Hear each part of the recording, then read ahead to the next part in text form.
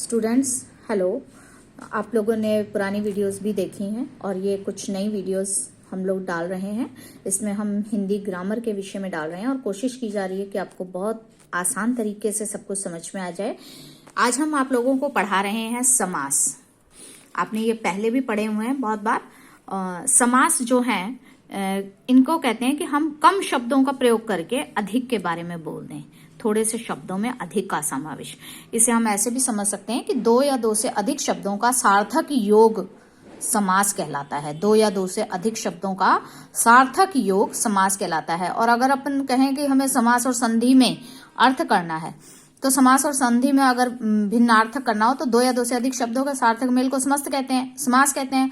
और दो या दो से अधिक वर्णों के सार्थक प्रयोग को हम संधि कहते हैं। संधि का अर्थ है किसी चीज को जोड़ना, दो या दो से अधिक वर्णों को जोड़ना, दो या दो से अधिक स्वरों को जोड़ना, तो इसे हम संधि कहते हैं। और शब्दों को जब हम शब्दों की बात करेंगे तब हम उसे कहेंगे समास। इसमें हम कहेंगे पाठशाला, जैसे पाठ के लिए शाला। दाल रोटी, दाल और रोटी। पीतांबर, पीत है अंबर जिसका, पीत है अंबर जिसका, पीला है अंबर जिसका। समास के भेद, पहला भेद है इसका अव्ययी भाव समास। अब देखिए आप इसमें अव्ययी भाव समास, पहला पद क्या है? अव्यय। पहला पद अव्यय, जिसका पहला पद अव्यय और प्रथम पद के बिना अगर हम ये कहें कि इस अव्यय पद को हटा दें तो दूसरे पद का अर्थ खत्म हो जाता है, अर्थात ये पूर्ण पद ही अव्यय होता है।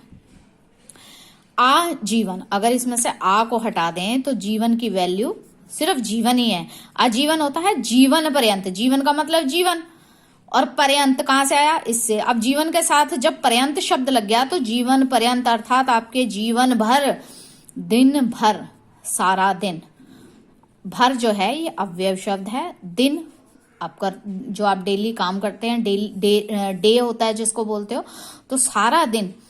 प्रत्येक, प्रत एक, प्रति प्लस एक, एक एक। ऐसे ही यथाशक्ति, यथा हटा दिया जाए अगर तो केवल शक्ति रह गई, लेकिन यथाशक्ति, शक्ति के अनुसार आप कोई भी कार्य करते हैं तो अपनी शक्ति के अनुसार करते हैं।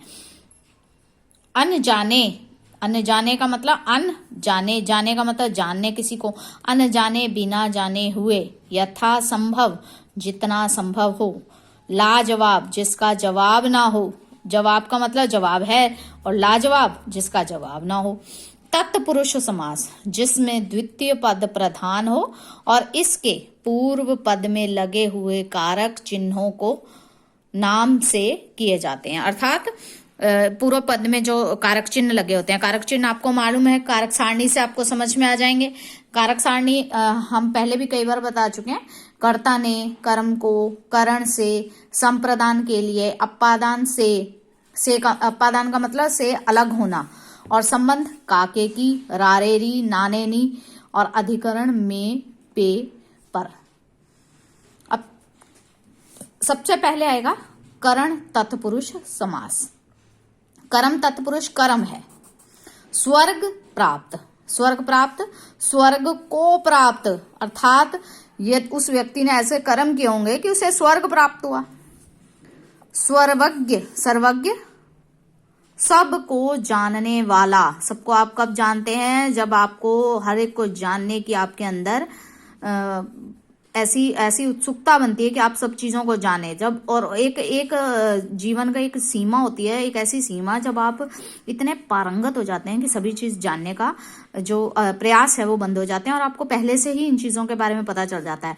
अब सबको जानने वाले को हम ये भी कह सकते हैं कि एक माँ होती है जो बच्चे की हर चीज को जानती है, तो उसे कहते हैं, अगर बच्चे के लिए हम कई बात कहें तो माँ के लिए कहते हैं कि माँ सर्वज्ञ होती है, क्योंकि उसको पहले से पता होता है कि उसके बच्चों को क्या चाहिए। उसके बाद है नरभक्षी, नर को खाने वाला, नर को खाने वाला तो नरभक्षी है। ग्रामगत, ग्राम को गया हुआ, गत मतलब गया, ग्राम को गया हुआ, ग्राम को गया हुआ, गांव को गया हुआ। सेकंड है करण तत्पुरुष समास। करण तत्पुरुष समास। करण हमने पहले ही पढ़ा था, कर्ता ने कर्म को करण से। जब हम किसी बात को कहते हैं राम ने रावण को धनुष से मारा या तीर से मारा तो हम कहते हैं करण से। तो यहाँ पे हम पढ़ेंगे करण तत्पुरुष समास। वाक युद्ध, वाक मतलब बात, बातें करना, जबान, वाक युद्ध, वाक से युद्ध, जब आप किसी से लड़ते हैं तो हम कहते हैं वाक से युद्ध। फिर है शोकाकुल, शोक से आकुल, तो यहाँ आपका संबंध प्रकट हो रहा है। शोक से आकुल अर्थात आप उस व्यक्ति के इतने नजदीक थे इसलिए शोक से आकुल हो गए। नेत्रहीन, नेत्रों से हीन, नेत्रहीन, नेत्रों से हीन अर्थात जिस व्यक्ति को हम नेत्रहीन कह रहे हैं उसके पास नेत्र नहीं है, तो नेत्रों से हीन। मदांध, मदांध का मतलब मद में अंधा, मद से अंधा। मद होता है अहम और नशा, दो प्रकार के हम कहते हैं। एक होता है जो नशे में अंधा हो जिसे दिखाई ना दे रहा हो, एक होता है अहम में अंधा। तीसरा है संप्रदान तत्पुरुष समास। हमने पहले ही आपको बताया है कि संप्रदान का अर्थ है के लिए। अब रसोई घर, अगर हम बात करें रसोई घर तो रसोई के लिए घर। आपने देखा हो आपके घर के अंदर कई प्रकार के कमरे होते हैं। एक होता है स्नान घर, स्नान करने के लिए घर जिसको बोलते हो, है ना। ऐसे ही रसोई के लिए घर, हम उसे कहते हैं रसोई के लिए घर, रसोई घर। देशभक्ति, देश के लिए भक्ति, भक्ति तब आएगी जब आपको देश से प्रेम होगा। रणभूमि, रण के लिए भूमि अर्थात युद्ध करने के लिए, यहाँ रण का मतलब है युद्ध। सत्याग्रह, सत्य के लिए आग्रह, यहाँ सत्याग्रह। अब आप कहेंगे कि सत्याग्रह ये तो युद्ध हुआ, नहीं, सत्य के लिए आग्रह अर्थात हम आग्रह कर रहे हैं, हम प्रेम से बोल रहे हैं कि आप लोग इस चीज को मान जाएं। चौथा है अपादान तत्पुरुष समास। भयभीत, अपादान के बारे में भी हमने आपको बताया था। अपादान का मतलब है से अर्थात अलग होना, जैसे हम कहते हैं पेड़ से पत्ते गिर रहे हैं तो ये पेड़ से पत्ते अलग हो रहे हैं। अपादान तत्पुरुष समास में भयभीत, भय से भीत अर्थात भय से भीत, जब आप किसी चीज से डर जाते हैं तो आप वहां उस जगह को छोड़ देते हैं। उसके बाद है पदच्युत, पदच्युत पद से च्युत हट जाना, पद छोड़ देना। पाप मुक्त, पापों से मुक्त अर्थात आपने बुरे कार्य बंद कर दिए तो आप उनसे दूर हो गए। पथ भ्रष्ट, पथ से भ्रष्ट, पथ से भटक जाना, पथ भ्रष्ट हो जाना। जीवन में कई बार ऐसे हालात होते हैं कि हम लोग ये कहते हैं कि सामने वाला व्यक्ति पहले तो बहुत अच्छा था, आजकल पता नहीं क्या हो गया उसको, वो गलत हरकतें करता है, या हम ये कहते हैं उसका व्यवहार अजीब सा हो गया, तो इसका मतलब वो अपने पथ से भटक गया है, पथ भ्रष्ट हो गया है। पांचवा है संबंध तत्पुरुष समास। संबंध तत्पुरुष में हमने आपसे पहले कहा था काके की रारेरी।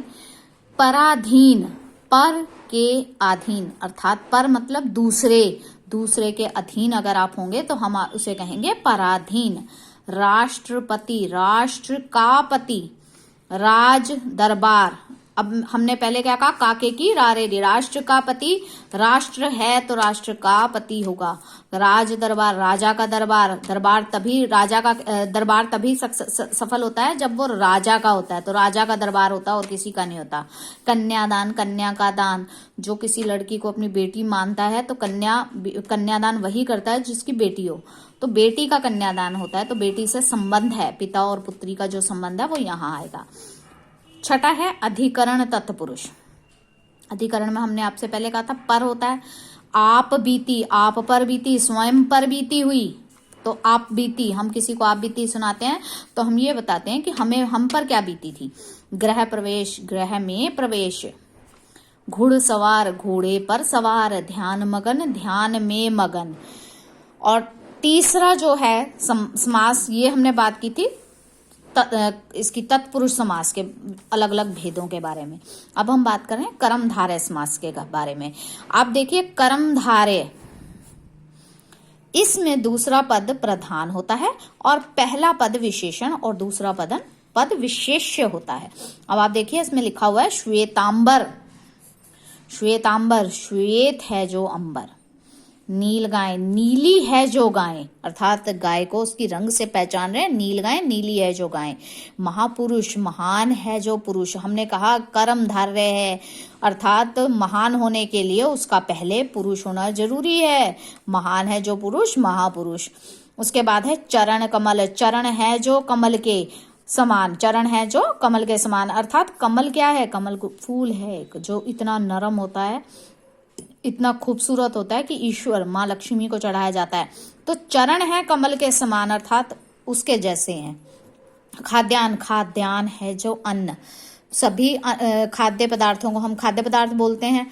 आपने सुना हो खाद्य पदार्थ बोलते ही उसके अंदर सारे अन्न आ जाते हैं। इसमें देखो स्टूडेंट्स, इसमें कुछ लाल पेन से लिखे हैं तो ये आपको खुद हल करके देखने हैं। जैसे पीताम्बर है, महात्मा, महर्षि, नीलाकाश, रक्त कमल। नेक्स्ट है द्विगु समास। आप देखिए इसमें द्विगु, द्विगु के अंदर आती है गिनती, काउंटिंग। तो द्विगु समास में क्या है, एक पद संख्यावाचक विशेषण और पूर्व पद प्रधान होता है। मैंने क्या कहा था आपको, संख्या, काउंटिंग, गिनती। तो इसमें क्या है, संख्या। इसमें है आपके त्रिलोक, तीन आ गया, 3 लोकों का समूह। पंचवटी, पंच का मतलब 5 वटों का समूह। चौपाई, 4 पदों का समूह, चौपाई। ये जब आप करोगे तो इनको आप समझ जाओगे। इसको नवरत्न, अष्टाध्यायी, त्रिफला, चौराहा और सतसई। अब आपको नवरत्न में 9 दिखाई दे रहा है, अष्टाध्यायी में 8 दिखाई दे रहा है, त्रिफला में 3 दिखाई दे रहा है। तो आप इनको करके देखिए ताकि आपको अच्छे से समझ में आ जाए। 5वां है द्वंद्व समास। द्वंद्व में आपको पहले ही नजर आ रहा है कि टकराव है। यहाँ पर टकराव है। अगर एक सच है तो दूसरा नॉर्मल सी बात है कि झूठ होगा। तो यहाँ टकराव है, एक चीज होगी तो दूसरी नहीं होगी। जहां दोनों पद प्रधान हो, मतलब दोनों का अपनी अपनी जगह पे प्रधानता है और पदों का जो विग्रह है वो करते समय एवं, तथा, और लग जाए, उसे हम द्वंद्व समास कहते हैं। समस्त पद के मध्य योजक चिन्हों का प्रयोग होता है। योजक चिन्ह ये होते हैं बेटा, माता पिता, माता और पिता, अर्थात अगर एक कोई माँ है तो वो उस समय में पिता नहीं हो सकती, और कोई पिता है तो उसी समय में माँ नहीं हो सकता। देश विदेश, देश और विदेश। अब आप देखिए, या तो आप एक समय में देश में रहेंगे या उसी समय में आप विदेश में रहेंगे, तो दोनों का टाइमिंग अलग अलग होगी। तो इसको हम कहेंगे देश विदेश, अर्थात देश अपना, विदेश जो दूसरी जगह हम जाएंगे। पाप पुण्य, या तो एक समय में आप पाप कर सकते हैं या आप पुण्य कर सकते हैं। तो हम क्या लिखते हैं, पाप एवं पुण्य। भला बुरा, भला तथा बुरा, इंसान या तो भला होगा या बुरा होगा। राम श्याम, एक व्यक्ति का नाम या तो राम होगा या श्याम होगा। तो एक ही व्यक्ति के 2 नाम नहीं हो सकते, राम तथा श्याम। सीता राम, सीता और राम। इनके बाद आप करेंगे वेद पुराण। चल अचल, रात दिन, दाल रोटी। नेक्स्ट है बहुब्रीहि समास। अब बहुब्रीहि समास के अंदर कोई भी पद प्रधान नहीं होता और पद का अर्थ किसी विशेष की ओर।